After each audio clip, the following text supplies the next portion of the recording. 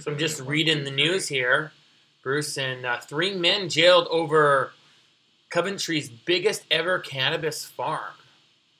Looking at these plants here, I guess that's just one of the rooms. One of the rooms, yeah. Vegetative there. The trio, who were all from Vietnam, will be deported once they've served their times behind bars. More than 2,000 plants were seized at the disused indoor market in Riley Square, Belgreen, and would have had a street value up to $1.5 million. Well, they're only small, so the plants, if they actually grew them, would be worse. So they're kind of cheating you out on the amount there. It's not they are. Over-exaggerating, making themselves look good.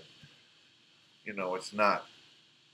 They're not ready to go. They're not budding. We got here An Hong, 20, Exeter Street, Birmingham, Sue Nigan, 50, and Dat Nigan, 47. So some of them pretty older men there. Pleaded guilty at Warwick Crown Court to producing cannabis at the premises in February.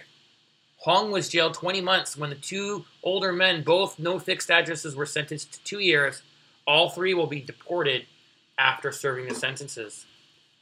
Here, prosecutor Justin Jermel said the police executed a drug warrant at the former indoor market at 8:45 p.m. on February 4th and made Coventry's largest seizure of cannabis ever.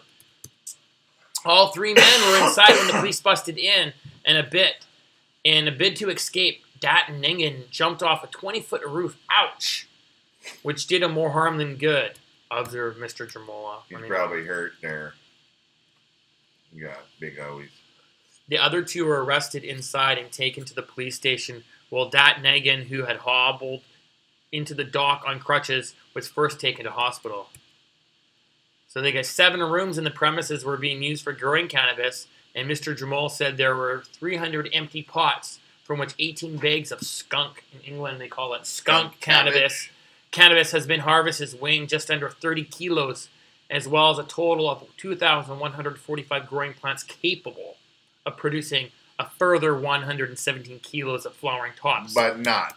Then they say the overall crop would have been around...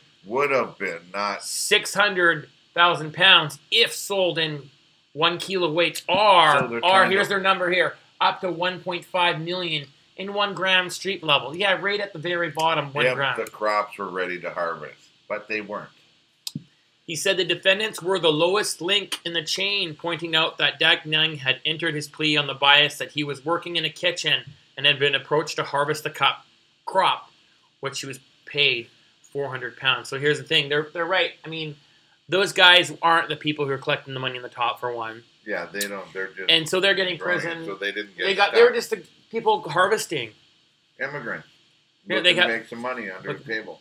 Yeah, because they feed their starving families. So great, guys. You're helping starved children. You did an awesome job. You got some medicine off the street. Nothing to give yourself a pat on the back. So here, this is out in England, and this is how they treat them.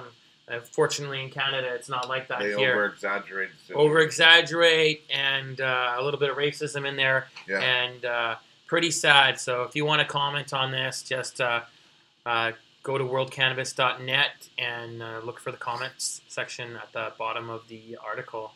Thanks for tuning in. Free the weed. Free the weed.